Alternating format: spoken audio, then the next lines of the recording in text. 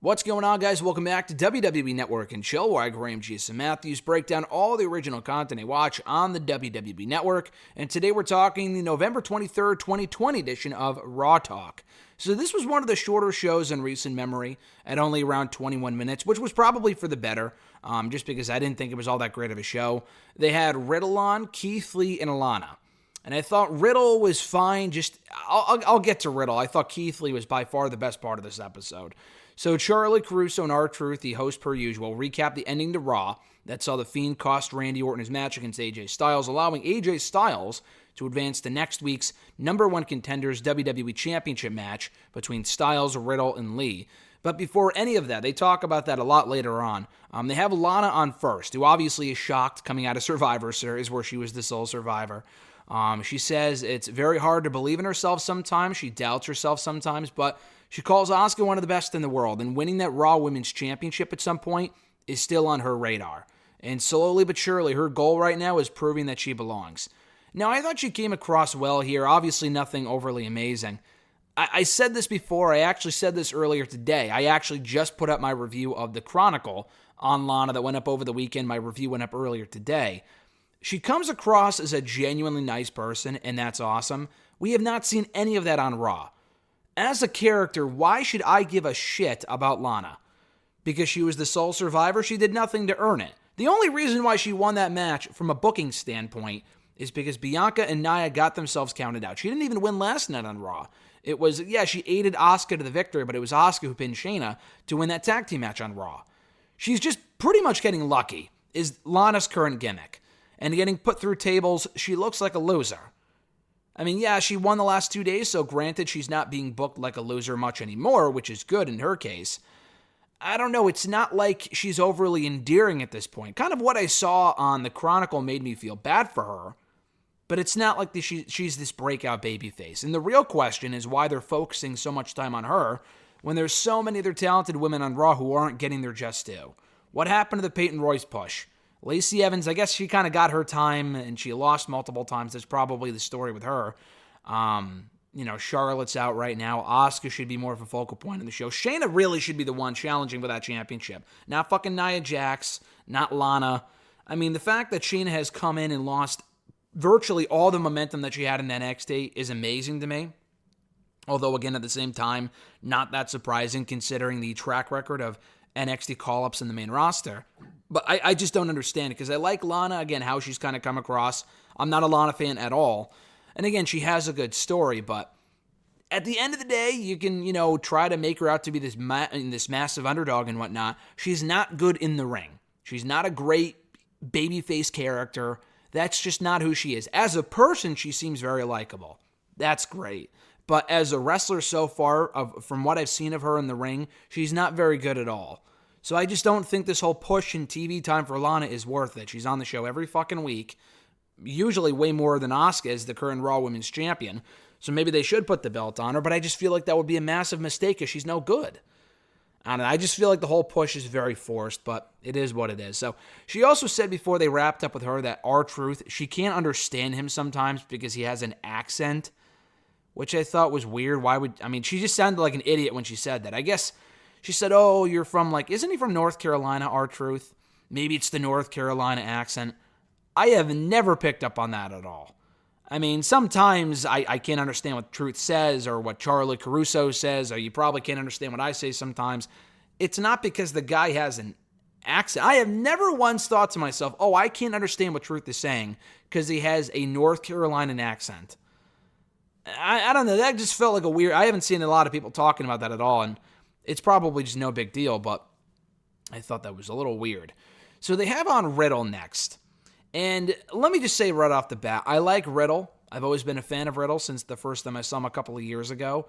He was incredibly obnoxious here. And the guy has been winning lately on Raw, which is good. He beat, Sheamus this week. He was among the sole survivors. All of, obviously, Team Raw swept Survivor Series, or swept SmackDown at Survivor Series.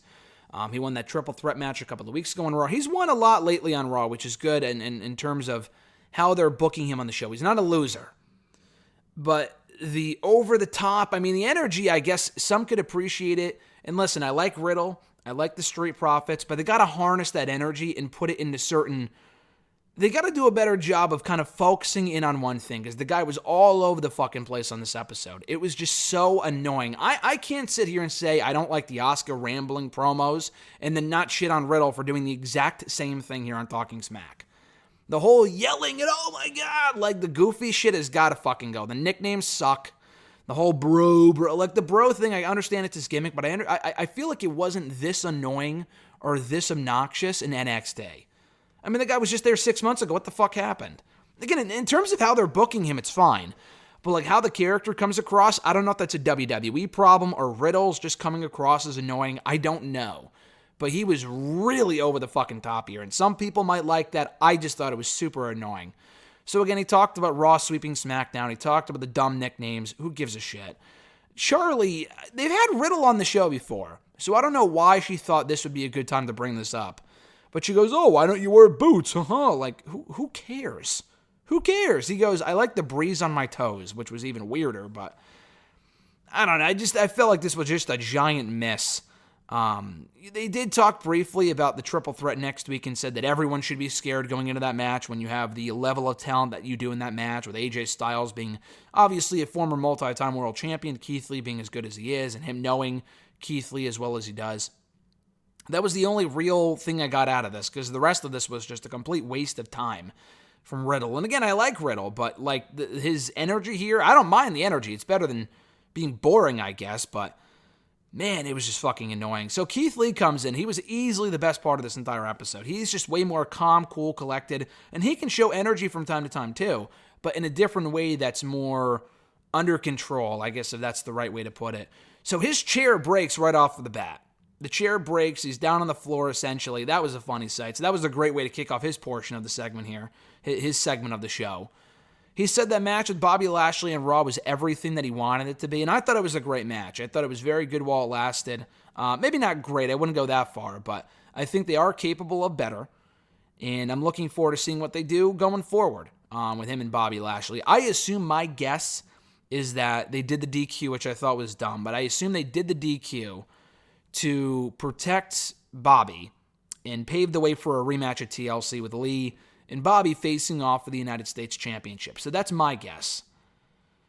But yeah, the match, it was good, and he said that it was everything that he wanted it to be. It was a war. He loves that battle. He loves going to war. R-Truth even calls him a warriologist, which obviously isn't a word, but he insists that it is. He said that next week he needs to rise to the occasion. He praises Riddle. He praises Styles, but And as close as he is to Keith Lee, as close as Keith Lee is to Matt Riddle, it's every man for himself in that triple threat. And again, I feel like Charlie just, this was a month or two ago, but Charlie goes, oh, obviously you're friends with Drew Mac. I hate Charlie Caruso in this fucking role. I just feel like she either doesn't know what she's talking about, or she just doesn't come across well, or both. The whole Char-Truth thing is so fucking cringy. But I don't know, I'm just not a fan at all. So she goes, oh, what's going to happen if you and Drew McIntyre face off with you guys being friends? It's like, lady, weren't you watching the fucking show 2 months ago? They had 2 matches on Raw. It was a big part of the show going into Clash of Champions. It's not like it was 6 months ago. It's not like it was a year ago. It was literally in late September. They had 2 matches on Raw, and Keith Lee, I'm pretty sure, was on Raw talking about this fucking feud with Drew McIntyre. And, Keith Lee obviously is a professional. He didn't go like, obviously we've done this before, but he did say a lot like the last time. He is willing to put his friendship with Drew McIntyre aside for bigger and better things, that being the WWE Championship, if they indeed go at it, which they very well could, because that triple threat next week is pretty unpredictable. We've seen Keith and Drew before, but Drew has never beaten Keith Lee one-on-one and vice versa, so there's some unfinished business there. AJ and Drew have never had a one-on-one match in WWE, as far as I can recall. That would be great. And then you also got Riddle versus McIntyre. He's probably the least likely to go over in that match, but Riddle and McIntyre is a Raw WWE title match. Hey, sign me up. That sounds like a lot of fun.